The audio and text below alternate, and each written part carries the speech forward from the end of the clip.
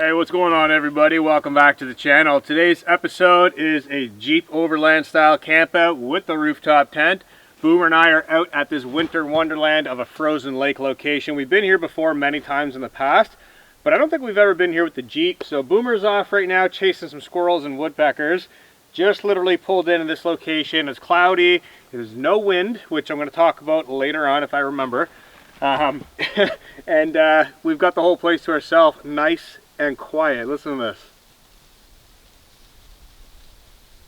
Total silence. So the tent set up, sleeping bags up there, got a couple things up there. I do have the diesel heater with me today, as well as the jackery and a couple other things. So we are going to be running hot air up there tonight because it is supposed to get down to about -10, -12 Celsius. So that'll keep that really nice and warm. But first, we need to start with a coffee. So let's get started on that.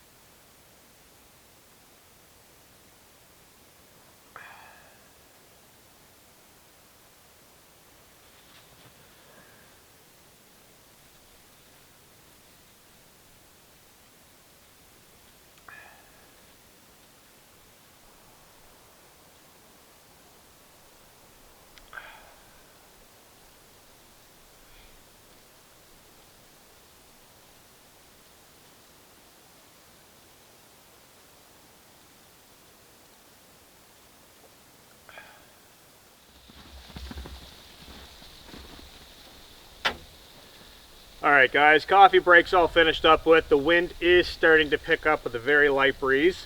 Clouds are still rolling in towards the Jeep, so who knows, it might actually snow tonight. I haven't checked the forecast, as I really don't care. If it snows, it does, whatever, great. If not, oh well. I was just out on the ice for a moment. It seems to be thick enough to actually walk out there, so that's pretty cool. But I do have a few things that I do need to get done before that sun dips below and it gets total darkness out here. One is a little bit of firewood collection. The fire pit is right off to the side. I would like to actually enjoy a campfire tonight and get the diesel heater set up on the back rack here. So if you guys caught the last Jeep camping episode, you guys would have seen how I set that up. I'm going to set it up again, but I'm not going to show or talk about it as much because you guys can just go back to the other video and watch. I think it was like 2 or 3 videos back before this one. So that's going to be priority 1. I got to get the Jackery battery up top, get the diesel heater out here set up, get the pipe plumbed in through the window, and then that will be totally ready to go for this evening, and then I can focus on outdoor tasks. That way when it does get dark and cold, for either I or Boomer, we can go up there, crank on some heat, and that thing gets warm. Like I said, about -10 degrees Celsius tonight, probably forecasting for.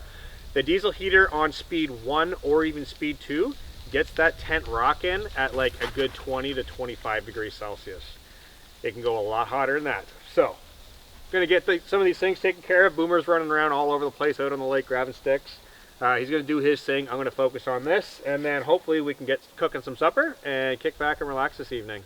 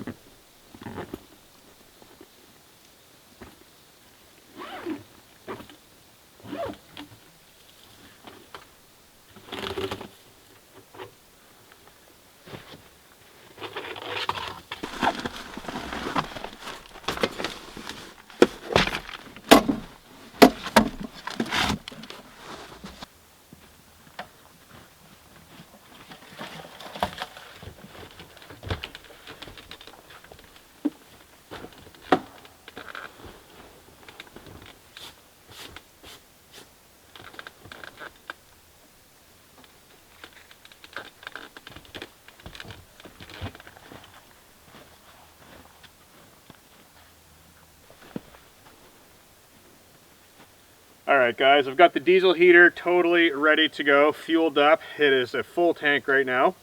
The last time I used that, I think I only went through about half a tank, and I had it on the entire night. And that's the beauty of running the diesel heater versus a hot tent with a wood stove, is usually when I'm out with my truck camper, I've got the wood stove in the back of the truck, I stop feeding that when I go to bed, just because I can't be bothered to keep putting wood inside the wood stove. And I stay totally warm because of the sleep system I have in the truck. But with the Jeep, it's a beauty because I've got the remote right here. And all I've got to do is use a little remote key fob to turn the diesel heater on and off, increase or decrease the heat. So this goes up top with me. Not only that, the way that this is actually set up on the Jeep is when I go to sleep tonight, I have to close the glass and shut the entire tailgate. So the diesel heater control panel is actually right outside of the window up in the tent. So even if I did not have the remote, I could unzip, reach out, and manipulate the controls with just my hand. So this remote will be going up top. It is getting quite chilly out right now, so I'm going to switch gears into getting some firewood, getting situated, because I would like to have that campfire tonight. Not a big one, just I don't know, maybe an hour or two. Sit in front of the fire and then crawl up top in the tent, get nice and warm. So I'm going to throw this sweater on, get either my axe, saw, or the electric chainsaw, because I did bring the mini electric chainsaw with me on this trip. I always have my axe and I always have my Boreal 24 saw in the truck and in the Jeep at all times, just because you never know, you're going to need it. It's a very, very useful tool. But I also bring the electric chainsaw just to speed up the process, because it is later in the day today. I could grab that, go cut some firewood, bring it over, whatever. So I'm going to get some firewood in just a moment, guys.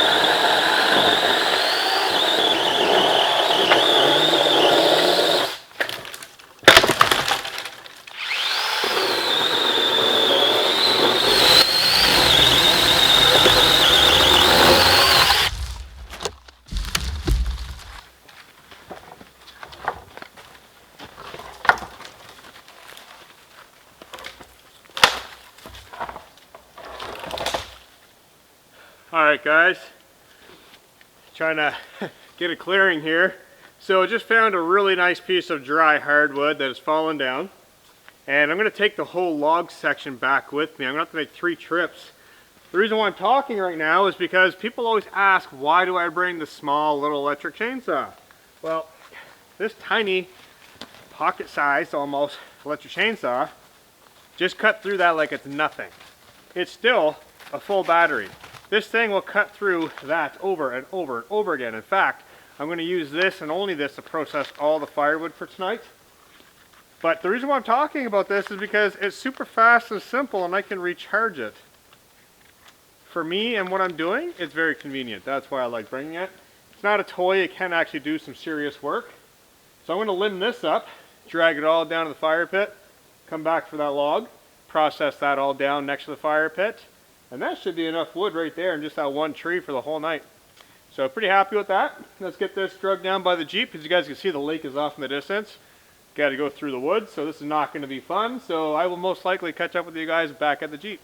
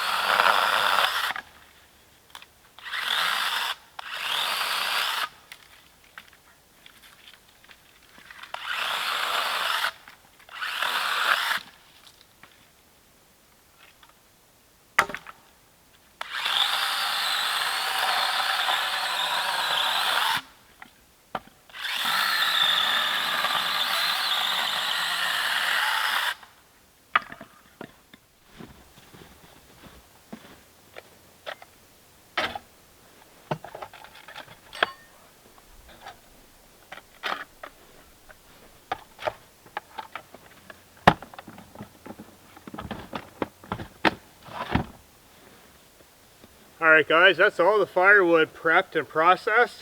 That was about 10 minutes total, start to finish, even with the filming, getting the wood out of the forest, bringing it out here. That was about 10, maybe 15 minutes max. That's why I like using that saw. So, bring you guys back over to the fire pit. I do have a bunch of the twigs that I just left in twig form. I'll snap that for kindling. We'll get all the rounds out of the fire pit, make a nice neat little pile, get it prepped and ready to go, and then turn our attention to supper.